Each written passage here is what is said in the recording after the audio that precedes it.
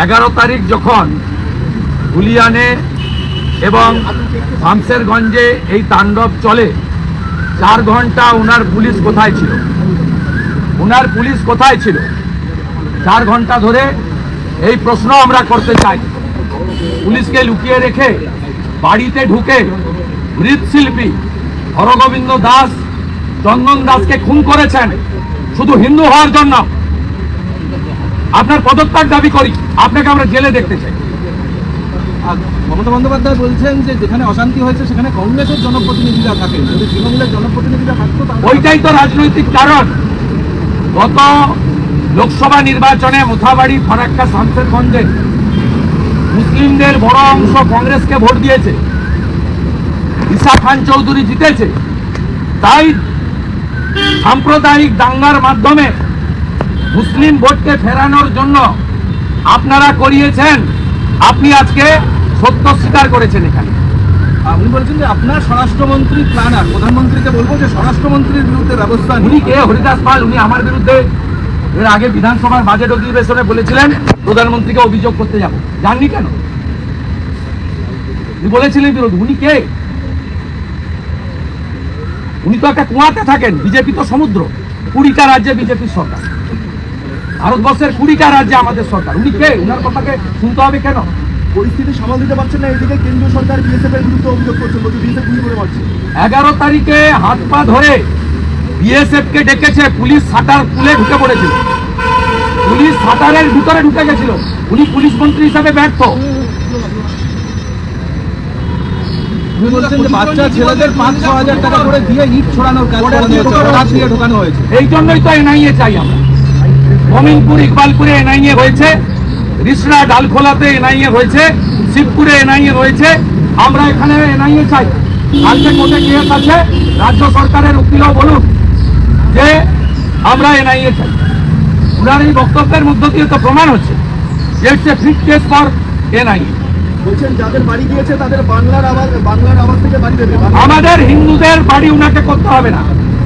আমরা এনএইচআরসি এবং সিপিডব্লিউটি কে দিয়ে কোটি টাকা আদায় করব। আজকেই 4টে কেস হয়েছে কলকাতা হাইকোর্টে, টাকা আমরা আদায় করব। কি করে আদায় করতে হয় আমরা জানি। আমরা যাদের পেটিএম পেয়েছিলাম প্রত্যেকের অ্যাকাউন্টে হাজার হাজার টাকা সবাই ঢুকাচ্ছে অ্যাকাউন্টে। উনার দয়া আমাদের দরকার নেই।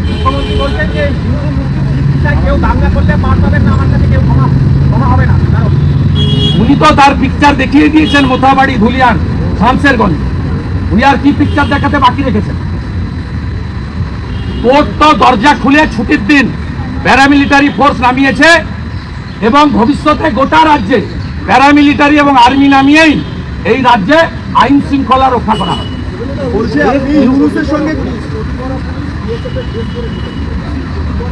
ওই জন্যই এনআইএ চাই। প্রমাণ হয়ে যাবে কে করেছে। উনার ধুলিয়ানের চেয়ারম্যান, উনার শামশেরগঞ্জের এমএলএ, ফারাক্কার এমএলএর দাদা এরা কি করেছে আমরা ভিডিও দিয়ে প্রমাণ করে দিই। ফেক নিউজের মধ্যে দিয়ে এই ঘটনা ঘটানো হয়েছে। ফেক নিউজ ছড়াচ্ছে এজেন্সিগুলো। Pre plan Murshidabad pre plan Mamata Bandyopadhyay. হ্যাঁ, এই ছবিটা তো ফেক নিউজ। এই যে ছবিটা দেখছেন এটা ফেক নিউজ।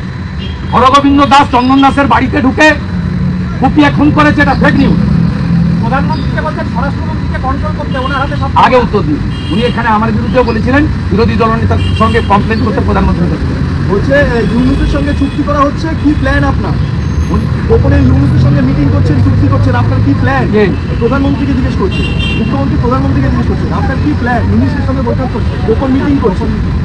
গোপন মিটিং করছে ইউনুসের সঙ্গে নাকি গোপন মিটিং করেছেন প্রধানমন্ত্রী। আচ্ছা, উনি প্রধানমন্ত্রীকে জিজ্ঞেস করুন, জানতে চান। বিদেশের মাটিতে হয়েছে তো প্রধানমন্ত্রীর কাছে যান।